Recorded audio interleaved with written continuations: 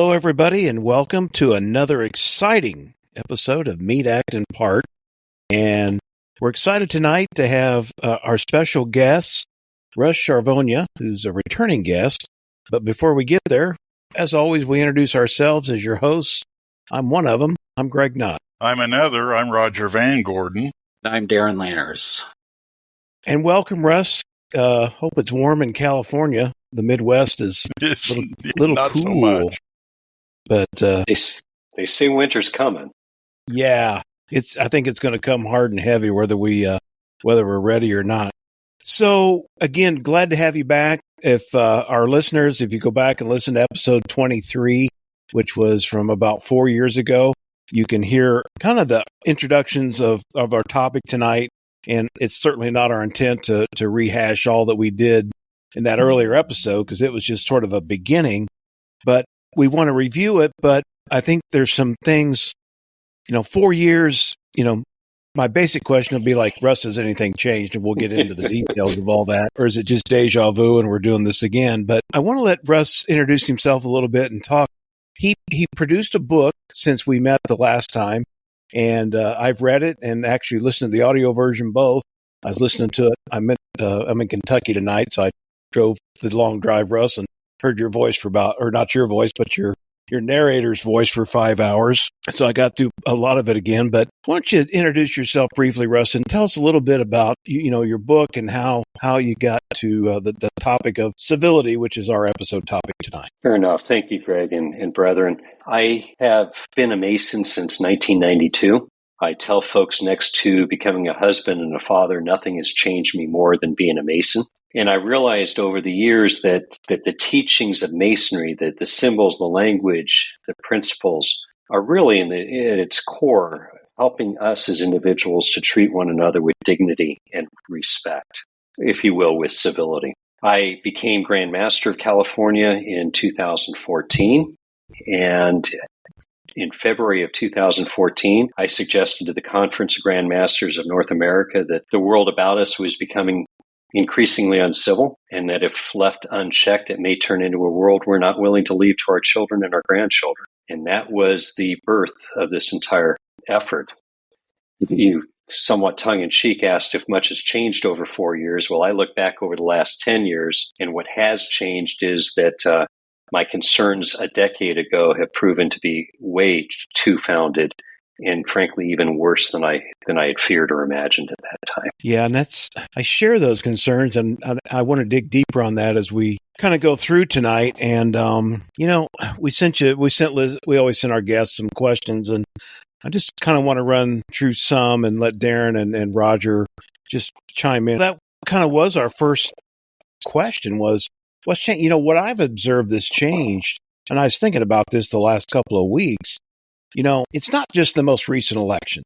That's still to me a symptom of stuff, as you mentioned, Russ, that's gone on for more than a decade, honestly. And I think actually if we put some real hard data and looked at it, it's probably 2, 3, 4 decades that this has been in the making. And it's just in the last 10 years has culminated in where we are today. It frustrates me in some ways that even though I talk to a lot of people about this topic or around beating around the bush about it indirectly. And there's so many people that readily recognize where we're at. And yet they're either frustrated because they don't know, how do we change it, or still contribute in ways that don't help the situation. And it's like we've learned nothing in the last 10 years. Matter of fact, it's like you say, in my opinion, I think we might have gone further the other direction. I don't know where the bottom is. I don't think I want to find out, but I think we're on a course that really concerns me. And so, again, that's my little bit of editorial on this, but I'm just curious,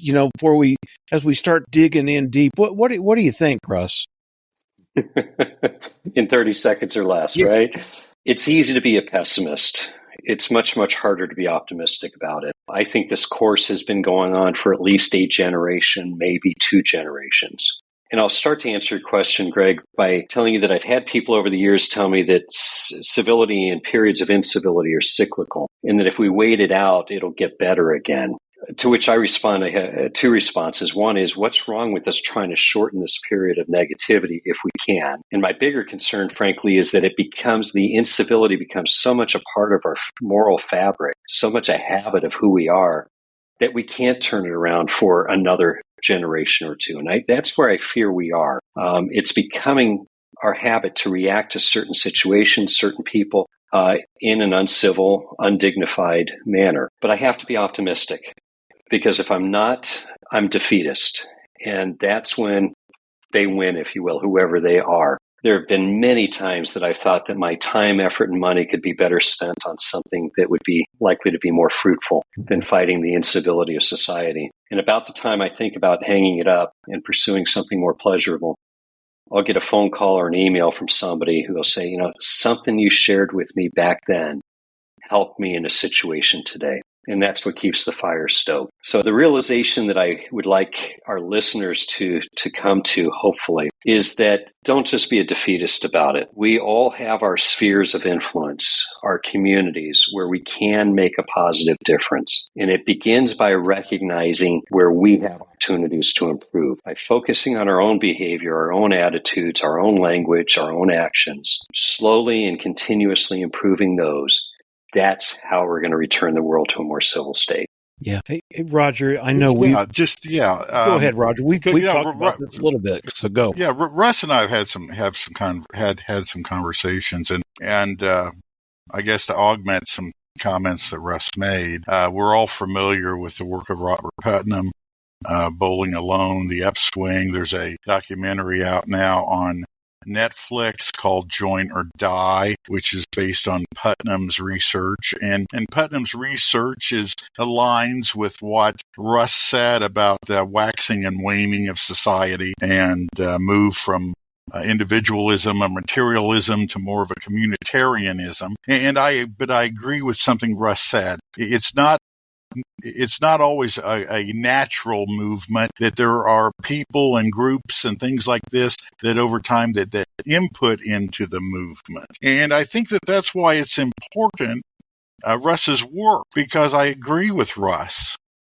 And I think Russ's work and others in concert with Russ and society changing and a spirit of community, which, because we see what's going on right now with all the articles and studies on the loneliness of men, especially young men. So I think we're seeing a change, a trend, which is why it's important that Russ's work not only continue, but we heighten it, because as Russ said, it will make the change quicker.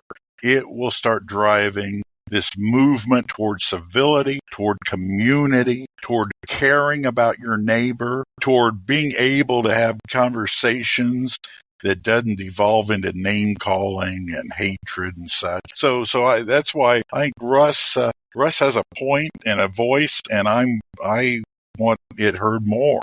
So what do you think, Russ? Is Roger on target? Absolutely. And I think part of where Roger was going and addressing is, what is the cause of the incivility? And, study after study has been looking at it. A lot has been blamed on social media. And I talk about it in my book, where social media is like the master's gavel. In his hands, the gavel may be made an instrument of great good. He can rule and govern his lodge and maintain decorum. Or it may be made an instrument of greater harm if he doesn't use it judiciously.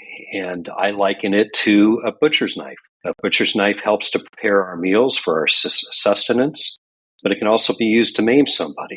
Social media is in the same vein. How many of us have met up with a long-lost friend or relative because of social media?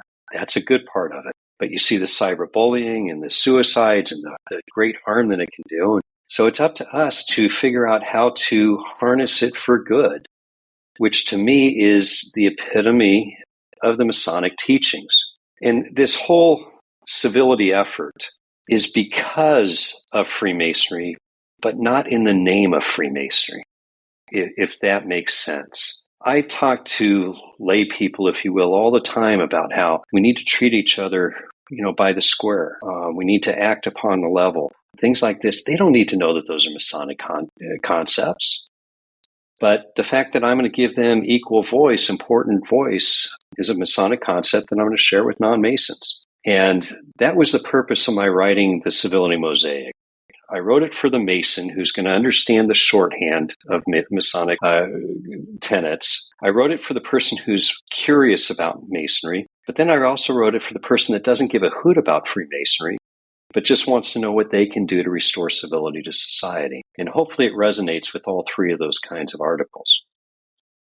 By the way, if I may, since we last met 4 years ago, I realized that so much of our efforts are falling on deaf ears with the older generations that we really need to focus on the younger generations. That's where the sea change is going to occur. And so I wrote a book for young elementary school age children called Aisha for President. And it's about civility without ever using the word civility.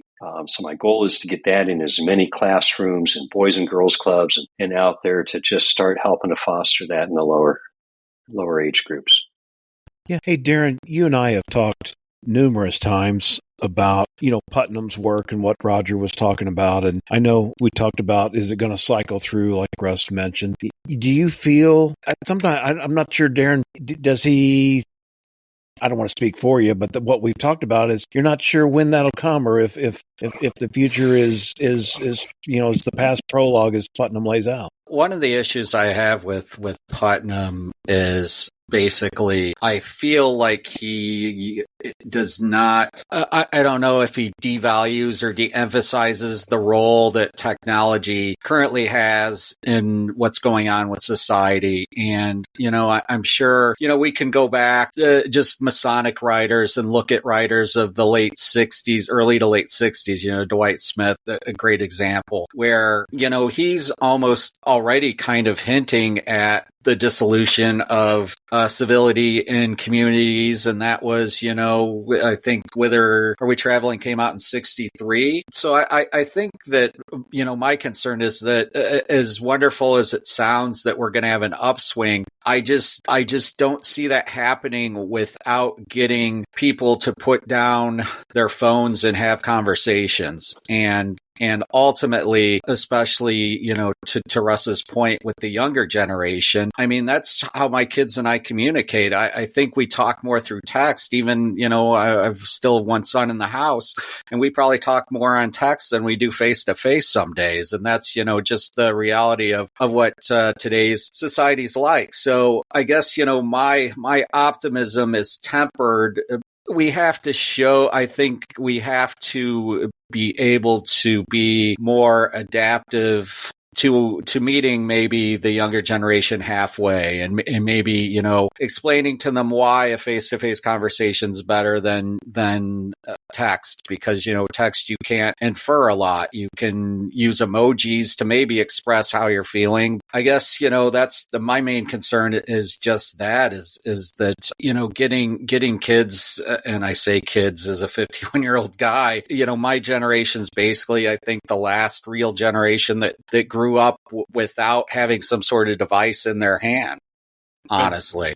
But I guess this goes back to what I was kind of saying earlier that feeds into Russ's work, is that Putnam almost goes to a point that it's like it's almost like Adam Smith and the Invisible Hand, that society just kind of magically waxes and wanes. And my point is, what happens is that actually it's an evolution where people make a concerted effort to evolve, to change, and voices like Russ start off with Russ, right? Mm-hmm.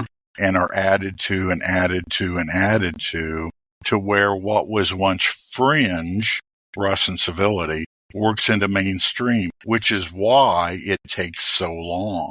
And in Putnam's point, well, this last swing is about a 70, maybe 80-year swing. And that's why I'm very upbeat on what Russ is doing, because Russ is now one voice, okay?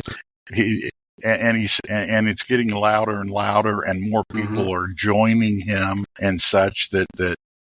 That's why I think that Russ's work's important, because what was fringe can become mainstream for those people like Russ that are talking about civility in society, because now you're hearing it echoed even, through media, and you're seeing echoes of it starting in some social media. And it's a matter of not letting up. And again, that's why I think Russ's work is important, because it is pushing what was fringe to the mainstream, and the fringe is treating people nicely and with respect, even when you disagree. Yeah, I'm not disparaging Russ or his work at all. I agree. No, that I that's know. needed. I know. I'm just saying that I think that we often, and trust me, I think I do the same, at least with my children, where I undervalue kind of the maybe amount of time that they're on their screens, and think back to even when they were kids growing up. Maybe I should have done more to force a book more into their hands, so on and so forth. And that's not to say that my kids don't like to read. My kids love to read, but I think they've discovered using that platform, the ebooks, that sort of thing, instead of hard copy media. Darin, if I can come back to, I think it was your son who's at home and texting in the same house. Think back to you're a little bit younger than I am, but we used to have to put dimes in the payphone to call. If we called beyond 50 miles, it was long distance, so we had to talk real quick. My daughter lives in Northern California now, and she'll call my father-in-law, and he's constantly trying to get off the phone because this has to be costing her money. He can't grasp it. So my point is that if you think about it, the quantity of our conversations with our children is probably greater now, but there's this block between us, if you will. And my daughter is almost 30 years old, and I saw this coming on. She was kind of on the beginning of the AOL world and so on. But when she was young, I would take her on a monthly date night. She and Mom would stay home. Her definition of what kind of restaurant we could go to was whether they served creme brulee or not. She was often taken to better restaurants than my wife. That kind of still to this day continues, even though we're in different towns and so on. She and I will carve some time out to just go take a run or a walk or whatever, and we treasure that. But in the meantime, I absolutely hear from her more now than I did when she was under my own roof, thanks to Facebook and texting and so on. So two-edged sword is my point. Oh yeah, I mean, yeah, you're absolutely right. Russ, I retired a year and a half ago, and I started substitute school teaching in my hometown. I needed to do something, and it was great getting to go back to your own high school, and it was exactly 40 years since I graduated till I went back. But anyway, one day I was in a history class subbing, and one of the kids essentially asked the question, what was life like without technology? And it was almost by their question that they knew they were missing out on something. And it's exactly, I think, to what we've just alluded to between, what we're talking about here. And they know they're missing out on something. And we talked about that personal interaction and getting to know people, because, I agree with you. Russ, my daughter's in Florida and I'm up north, and, we got to talk today thanks to technology and all that. But yet, we spent a lot of time and knowing each other, obviously. And that's what I tried to impart with the high school kids was, value the time they have with each other in high school, because that's not maybe the way it's always going to be. And I won't go down a whole diatribe about technology in schools, but I can see the effect of, me telling them to stay off their phones 15 to 20 times a day. And then I'm like, but get your Chromebook out and we're going to, get into Google Classroom, because that's what the teacher, so I think Russ, what you mentioned about needing to take the civility topic to the young people is spot on, because, other generations ahead of them, they need it too. But I think if we don't start there, because they are the ones, I think they know this, and because they watch their parents, they watch social media, they watch other things and how people act, and I hear it in what they say. It's like, well, I can hear your parents' voice right through your, what you're telling me. But I think there's enough of them that if we can get in front of them And but in our school, it's not a large school; it's a rural school, and it's a well disciplined school. So we do talk about civility, but I think if we don't start there, it's going to be is it going to be lost? Maybe that's kind of what Darin was alluding to, what I've even thought. And Russ, like you say, you need to be an optimist, but I don't know. It's hard sometimes. Every year I'm brought into our middle school here in Southern California, and I spend 2 45-minute sessions with each set of students. And we've timed my going in there to just before they go to the Museum of Tolerance. We didn't relate it before at all. In the last few years, we've been doing that. And it's amazing how my presentation to them leads right on into their visiting the Museum of Tolerance, and they're more susceptible to hearing it and receiving it. In fact, I just received 2 packages of letters from the students that are always a kick to go reading as to how it dovetailed and how the 2 incidents helped to change their lives. My point of this is that it's never too young to start. Children learn, of course, a whole lot more from what the adults in their lives model than anything we can ever yak at them. So, we have to always be on alert. Are we modeling the kind of behavior in our relationships with our spouses that they're witnessing, in our relationships with their siblings? Even when we're, talking on the phone to a client service person, are we treating that person with respect, or are we, yelling at? That's how our young people are going to learn. And that's again, I keep coming back to Freemasonry for some strange reason, but that's the beauty of it. We have our meetings face to face. We take care of our business, and then we go and have a cold drink or dessert or something after. And that's where we really get the benefit of Freemasonry. We have our Masonic youth orders. By design, they are set up so that the young people are witnessing the older advisors and so on.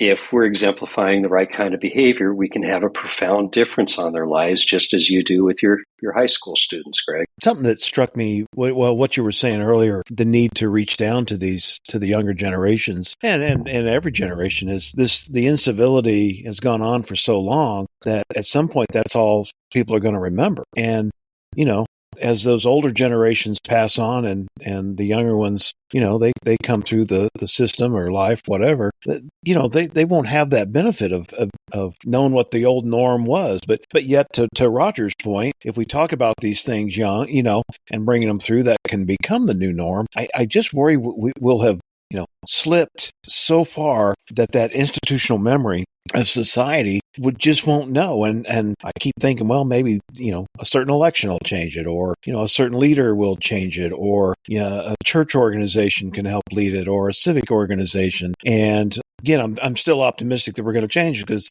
we have to. That's what a democracy is based on, really, is this civility and the ability to dialogue with one another. But I worry about the lost art of that. Well, you look at our Congress. They used to have a shared dining room. Republicans and Democrats ate in the same dining rooms. They played handball together in the mornings.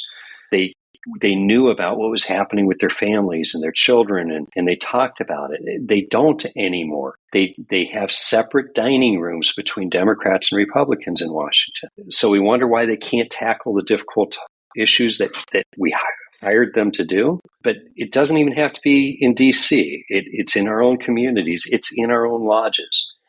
And what I think we can each do is twofold. One, recognize when things are boiling up under the surface and threatening to tear apart relationships. And then 2, be well trained in some of the skills to intervene and try to repair those relationships before they're irreparably lost. And we do that in lodges throughout. We do that in our local communities.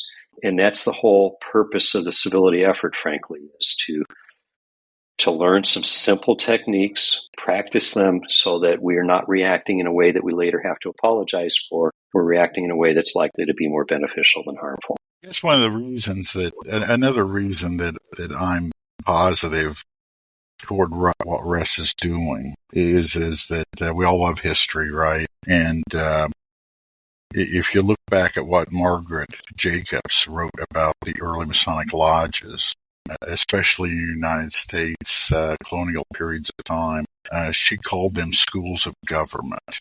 And the thing that I think that when you look at Russ's Masonic work, his Masonic Civility project. I think that that's one thing that Freemasonry it has to offer is a school of civility. And again, going back to, I do think society waxes and wanes, but I don't think it's necessarily natural. I think it's a cause and effect of voices adding voices over time, making the evolution. And I see that as what Russ is doing is he's voicing this and more voices are joining him. And will it flip in the next couple of years? Probably not. But I truly do believe that 10 years from now, you can look backwards and you could see a big improvement. I pray to God you're right, Roger, because I can't look back over these last 10 years and say that. Yeah, but you know what? It goes back to, again, not to beat the drum from Putnam, but Bowling alone predicted exactly where we are right now. 20 years ago, it was published 2000, and it in the book said this is where we're going to be right now. Now, Putnam at that time didn't have the research that he had when he wrote The Upswing. But again, I don't think it's necessarily natural. I think things wax and wane because of people over time, and it starts fringe and becomes mainstream. And the same way with the technology. Technology is just a different newspaper. It's a different radio. It's a different television. You've had all kinds of technology over the course of the last couple hundred years. I mean, everything that was invented. It's just been engineering since then. And I think technology is going to evolve.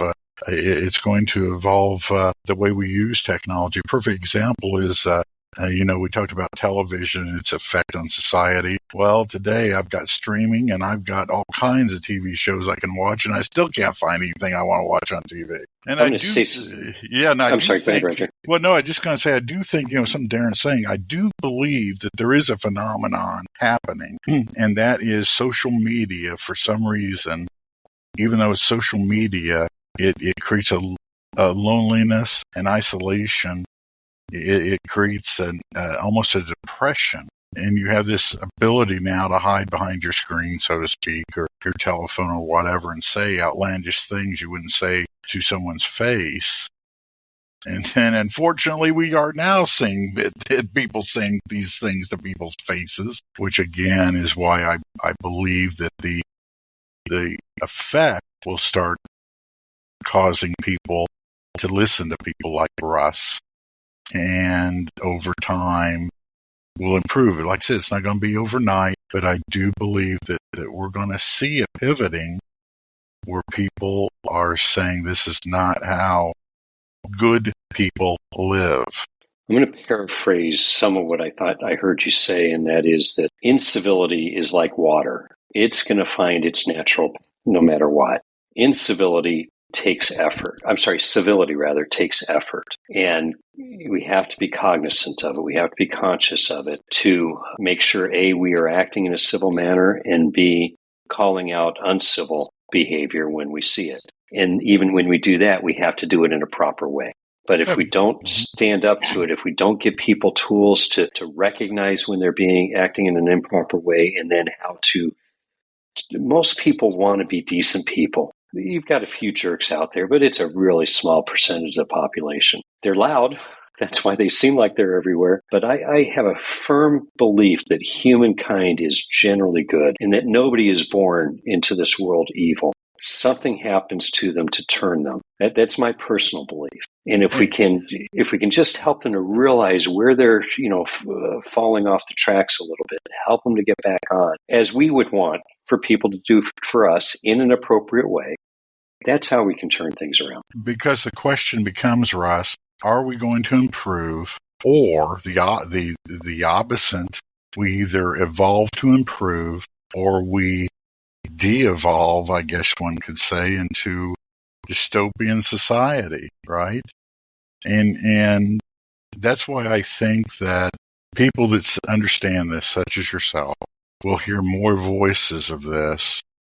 And I don't believe that we will devolve into a dystopian society. I think that those of us that, like I said, that enjoy history, see what rabid lack of civility caused in the 1860s, 1850s going into 1860s, when it wasn't enough before the Civil War, places just west of us, it wasn't enough to disagree with someone. You had to kill them, right? And that's why I not only am hopeful, I truly believe that we have evolved enough of a society to realize that we're at a point that we need to start behaving different. And I understand the social media aspect of it is something that we get to understand better and drive it. And I applaud your work with the young people because that's where it must be taught there, must be expressed there. And I think we are seeing some of this. I do think that some of the younger generation that I work with, I think that they seem to be more sensitive to these things than my age group does. So I think it's starting to turn. It's just not turned fast enough for guys like me, right? I mean, that's the deal. I have a ton of confidence in these future generations. They get it. And in many ways, I think we ought to be turning the keys of the world over to them now. Let them start cleaning up our messes and let us get out of the way, because we may be the first generation to leave the world in a worse place than we found it. That's every generation's objective, is leave the world in a slightly better place. And we may be botching that up. Hey, Russ, one thing you wrote in your book was on the topic, the art of apology. And today, Todd Creason, who's a good friend of actually Roger and Darin and I, he's a local Mason. He became a pastor this right when COVID came, and he's in lodges with Darin and I. Anyway, he wrote a blog article today, and it was kind of interesting. He just says, he goes, I'd say about half the challenges I help people deal with as a pastor has to do with forgiveness. When people do us wrong, it's not easy to let it go. But that's when they're called on to do it. And the consequences for not learning to let sins of others go is that sins will not be forgiven. That is a very steep penalty for holding on to those that hurts, isn't it? That doesn't even take into account the personal cost, the emotional cost of carrying these hurts, rather than giving them up. And it struck me that's still, he's really talking about the same thing as we are. And I think there's always this societal thing to prove we're right. And at any cost. I wonder if you'd just talk a little bit about that general area. Yes, it's something that I am very passionate about. We've all encountered people that will not fess up to making an error if their life depended on it. And we've also come across those people who apologize for absolutely everything. So the art of apology, to me, it's something we have to master. It's something that is critical to rebuilding the relationship that we have harmed, that we have torn apart. And it's one of the hardest things we ever have to do. It is so important for us, and I'm going to generalize here for a minute. It's really important for men to be right. We have to be the strong ones. We have to be the providers. We have to have the answers. And that's a lot of pressure on us. And boy, we can't look fallible. Because if we do, we're weak and we're not fulfilling what we're supposed to be doing. And I'm going to digress for a minute, because that's one of the beauties to me of Freemasonry in my mind. When I joined, I didn't think I needed to be around other guys. And after being in it for a few years, I realized how much I did need to be able to be in a safe place where I didn't have to have all the answers. I didn't have to be infallible all the time, and where I could, be somewhat vulnerable. And that to me is my Masonic Lodge.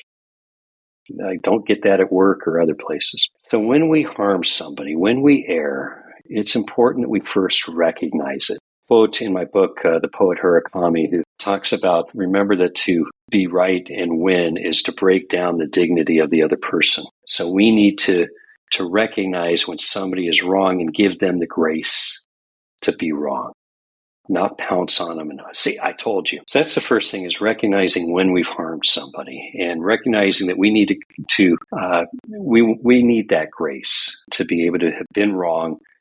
And if we've harmed them, to do our best to make it right. So it begins with a true apology. Not, Roger, I'm sorry you interpreted it that way, but rather, Roger, I'm sorry that my actions caused you this harm, and I've learned from it. And as you will allow me, I would like to do all I can to make it right. Now, in that, I have to recognize that Roger may not be ready for me to try to make it right. He has to go through his own process of coping and healing. But when he is ready, then I need to be ready to do all that I can to make it right. There's a concept in Judaism called teshuvah. This is talked about on Yom Kippur, the Day of Atonement. And that is, it means literally to return the relationship back to the healthy place it was before my words, my deeds messed it up. And that's very powerful to me. I'm going to give you a quick example. My lodge had consolidated with another lodge, and one of the past masters of the other lodge is one of these pretty loud, boisterous fellas. And after I think the second meeting with him, I determined he was a jerk. He was a jerk. And a couple of meetings later, I notice him off to the side with a young man, his hands on his shoulder, and he's clearly consoling this young man. And he's tender with him, and he's Masonic. And I felt about that big. And I went home that night. I didn't sleep a wink. It was troubling me like crazy. The next morning, I can tell you exactly where I was on the freeway. I'd call him up. My heart's beating out of my chest. I said, "Worshipful Dave, hey, Brother Russ, how you doing?" "Not so good, man, not so good." "Well, what's wrong? What do you need?" I said, "I harmed you." "You ain't done me no harm." You can kind of tell what part of the country he's from my accent. "You ain't done me no harm at all." I said, "Yeah, I really did." He said, "Well, I'm not aware of it." I said, "Well, that's the point. I misjudged you. And for that, I am very, very sorry." "Well, but I didn't know it. It didn't affect us." "Yes, it did. It affected how I treated you. And that was wrong." I got to tell you, Worshipful Dave and I are like this now. We're so close. I have the utmost respect for him. I'm grateful that he took my call in such a good way that he allowed me to come whole with it again. I don't tell you that because I'm this saint. I'm the farthest thing from a saint there is. But just to understand your own humanity, and that's to me the art of apologizing. The right type of apology at the right circumstances for the right reasons. And then what can you do to make the relationship as whole again as you can? Yeah, that's powerful. Darin, let me pass it to you for any thoughts or questions you might have for Russ. You've been pretty quiet. I kind of take things in and come up with the questions. But the one thing, Russ, I guess I would ask is, we have a rule in the Masonic lodges that there are basically two subjects. I would add three. I'd add another one that we shouldn't discuss in lodge: politics, religion. I'd also say sports teams, depending on what part of the country you're in. But all this being said, how can one have a conversation regarding civility without touching on those topics, even though those are usually the topics that can be some of the main causes of incivility? So first of all, here in California, my year as Grandmaster, we had 4 things we don't talk about in lodge: religion and politics, but baseball, because we have the world champion LA Dodgers, and they have that other team up north that should not be mentioned. And then also traffic, because Northern Californians have the worst traffic, and they're convinced it's worse in Southern California. So there are 4 things here, but you're spot on, Darin. But think about it for a minute. We're not to discuss those things inside a tiled lodge, whereby its peace and harmony might be disturbed. That doesn't mean Masons don't talk about these things. If they didn't, we would not have a United States of America today, because so many of our founding concepts and our documents are based on Masonic ideals. And that's not by accident. It's because so many of them were Freemasons. We have to be able to have those conversations. It's good to be able to have them from an entertainment standpoint and a personal reward. I'm putting that aside. If we don't allow ourselves to have those conversations with people who are true and knowledgeable and willing and desirous of improving our world, then we're destined to just deteriorate. We have to be able to have those conversations. So part of where I'm going to take this is where, correct me if I'm taking it a wrong direction, but there's a conflict arising between 2 brothers in the lodge, or you and another brother, and how do we deal with it? And maybe it's over their political stances that they're so vehement about it. What does Masonry teach us? It teaches us to pull that brother aside and gently admonish him of his errors and whisper that good counsel in his ears. And we have to recognize that it's going to hit him a little bit out of the blue. He may be defensive about it. He may not be willing or ready to hear it. And that's okay. Because what we can do is say, I appreciate how this might be hitting you. Can we find a time to go out for an iced tea and talk about it in a little more detail? Separate ourselves from the incident, get ourselves out of that environment, and have that conversation. And it tends to work. It tends to work. Yeah, I get that. I do get that. I think that what I have difficulty with personally is when, I may hear something, and it could be maybe before a meeting, maybe the gavel hasn't fallen, but I just think it's kind of out of place. And then when I, question the brother about it, there's always this seems to be this pushback and these, I'll call them facts in air quotes, but you'll get basically the talking points from, whatever news media they choose to subscribe to. And I'm not going to be partisan here, but, because I can hear it from both sides of the spectrum. Doesn't make it any more, right or wrong, in my opinion. I just think that what I have a difficulty with is when I'm trying to have maybe this, crucial conversation, to use that term, with a brother, that I don't often really get their opinion. I get a regurgitation of what they've either heard in the media or what they've read on social media. And I'm a data scientist. I deal in facts. So, I'm always about, I want to know what the data is, hard numbers, all of that. That's my background. And a lot of times when you kind of question or present figures or present data, we've in recent time now came up with this idea of, fake news or that alternative facts. Right. Yes. That if it doesn't match my worldview, then it must be false. And so I guess that's where I find difficulty sometimes bridging the gap with individuals, because they are so ingrained to regurgitate what they're hearing and not have any real thought of their dialogue. Own. Right. Yeah. So may I ask you a question? Absolutely.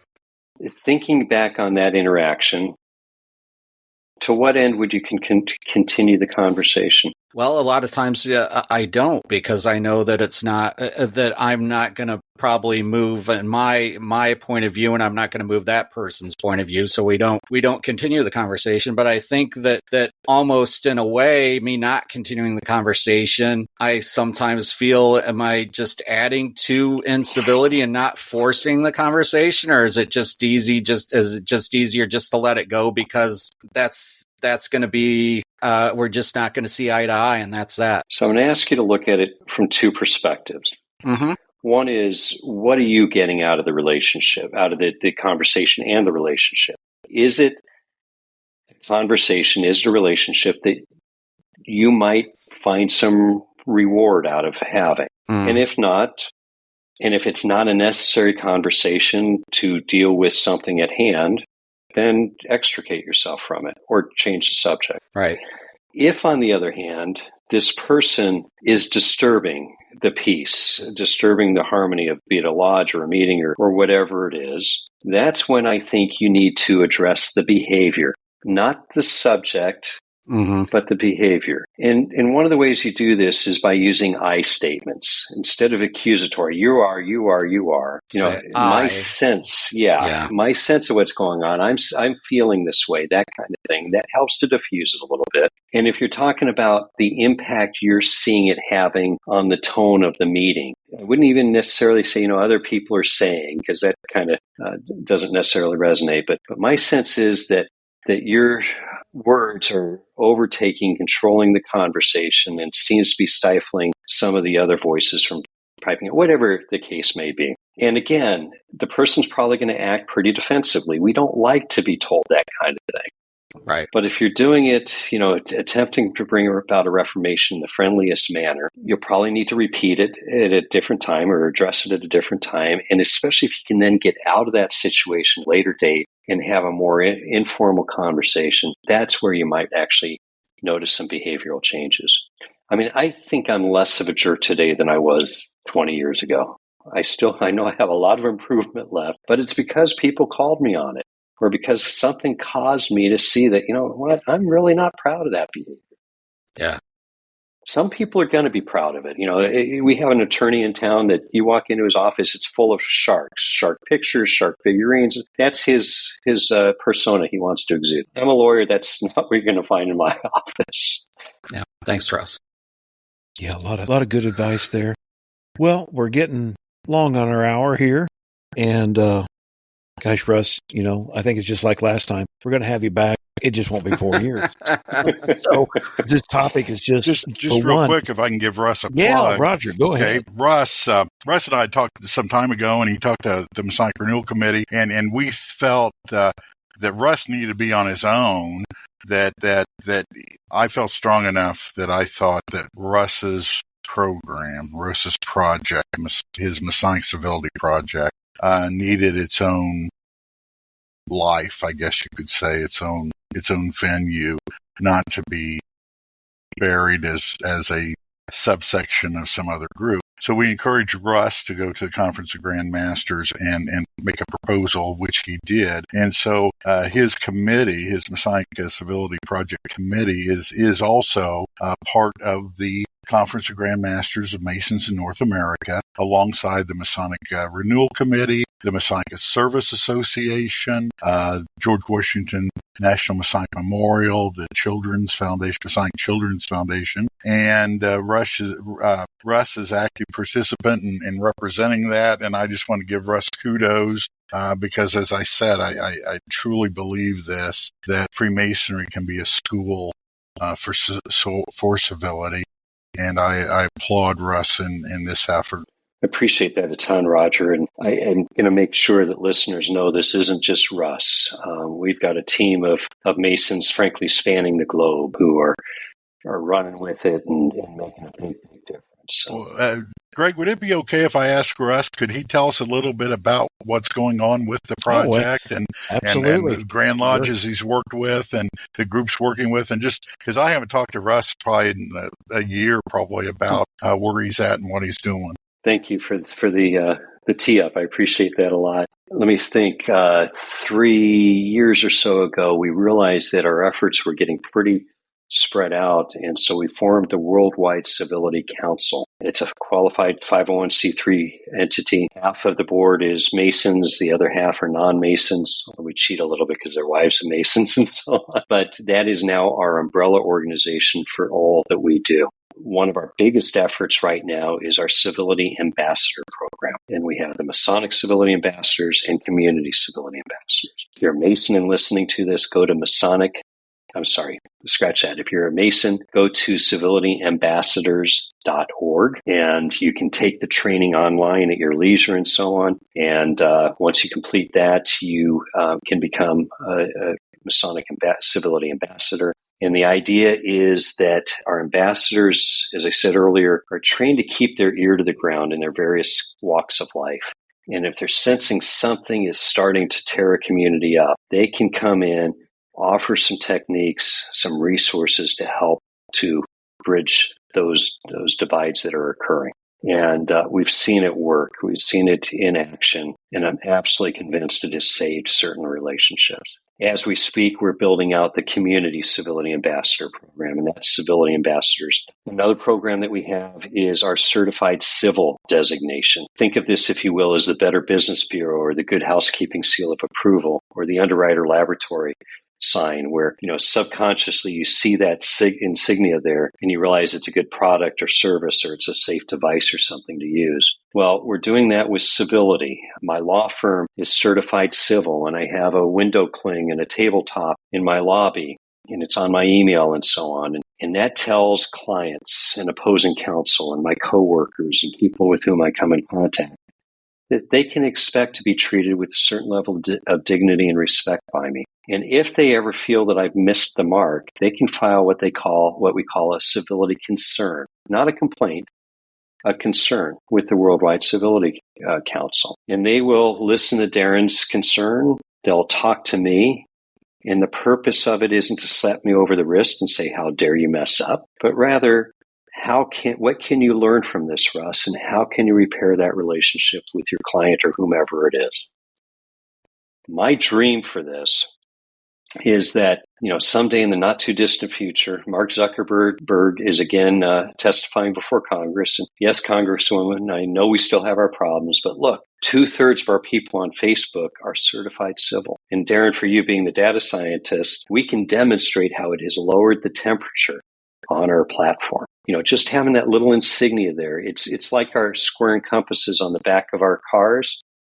I think we should all go scrape it off the back of our car and put it on our dashboard to remind us of how we're supposed to act when we're on the roadways. It just creates that accountability that helps us to behave in a manner that we'll later be proud of. So that's Certified Civil, and people can go to Certified Civil. We also have the Civility shop. There's some pretty cool swag there that just, again, helps to spread the message. We have what I think is a really cool logo that was designed by a brother out of British Columbia 10 years ago when we started this effort. It takes the various tools and implements that we use in masonry and spells out the word civility. So, wearing that shirt or that tie tack or something helps to spread the word that way. So those are a few of our efforts.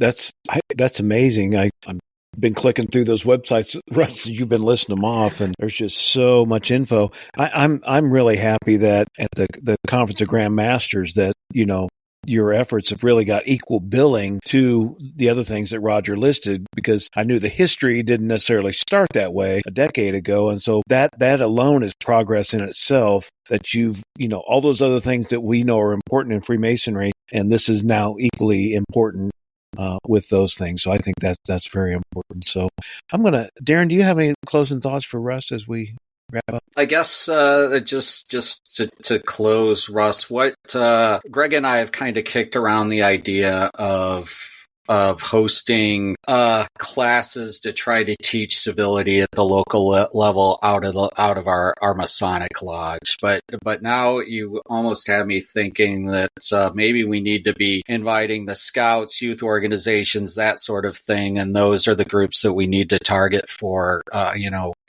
trying to teach them how to have civil conversations with one another. So I guess I know you've kind of just addressed where you're at currently with civility, what you'd like to see, but I would say by 2030, where would you like your project to be? Well, the idealist in me says I'd like to work myself out of a job. I don't think we're going to wake up one morning and say, okay, our work is done. The world is perfectly civil. But I would like, I'll give you a quick example. I proposed to DMLA International that they have a civility merit bar or learning correspondence course on civility. And they're considering it now. And I'd like to use that kind of as an incubator to roll it out to Scouting USA and so on, because it's a tremendous opportunity to make a difference in the world. I would like for the general populace to have created an attitude amongst those who are seeking our votes where they treat one another with that dignity and respect, and us, so that we can figure out what they intend to do to us and for us if they're elected into office. I would like neighbor to neighbor to get back to, the picture we have from the 40s and so on, where they'd be sitting on the porch, drinking their iced tea and come on over, neighbor, and let's just start gabbing. I'd like to get back to where we know what's going on in each other's lives and we can sense when somebody's hurting and needing something. 5-6 years from now, that's the kind of world that I would like to see being more prevalent, more common. And I'd like Masonry to have been the impetus for it, not in the name of Freemasonry, but simply because we are Masons and it's the right thing to do. I think that's amazing goals, Russ. We want to thank you for coming on tonight and sharing all your thoughts and ideas. And it's just, there's so much there. There's so much needed.